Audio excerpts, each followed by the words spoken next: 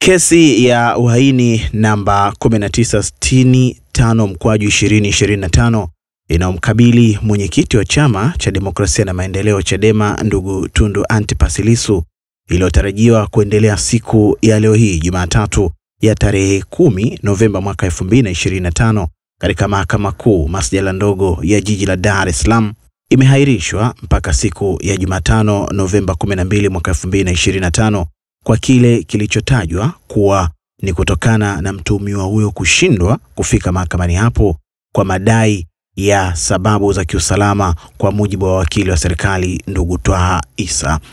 Aidha, wakili huyo wa upande wa serikali alieleza kuwa mashahidi waliopaswa kutoa ushahidi dhidi ya mtuhumiwa walikuwa wakitokea katika mikoa ya Ruvuma na Mbeya, lakini kutokana na hali ya usalama kutokuwa ya kuridhisha katika jiji la Dar es Salaam hawakuweza kusafiri na hivyo kutofika mahakamani.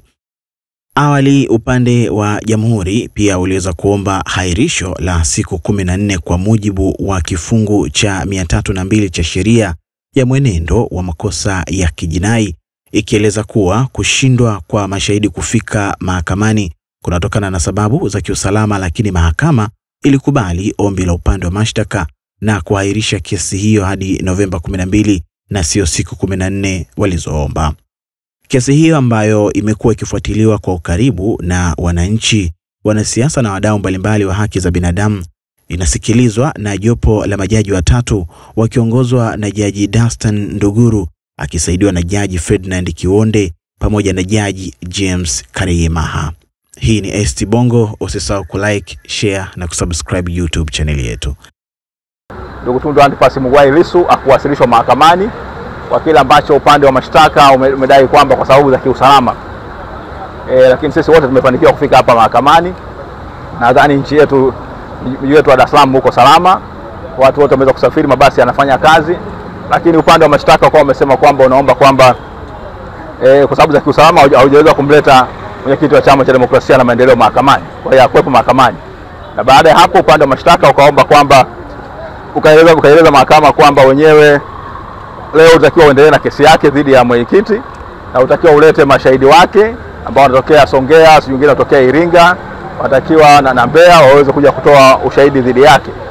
Sasa wakasema kutokana na sababu za kiusalama au mashahidi hawakuweza kuletwa, hawakuweza kutoka kusafiri kuja Dar es Salaam kwenye kesi.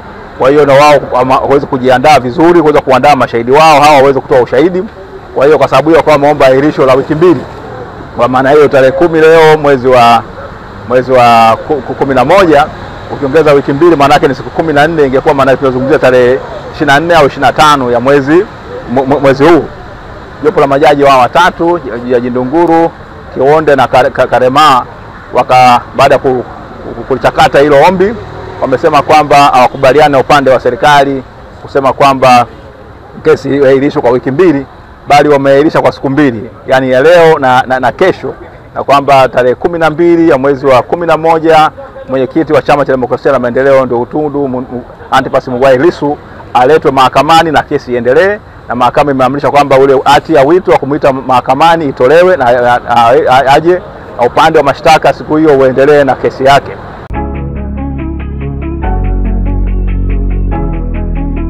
ST Bongo, nyumbani kwanza.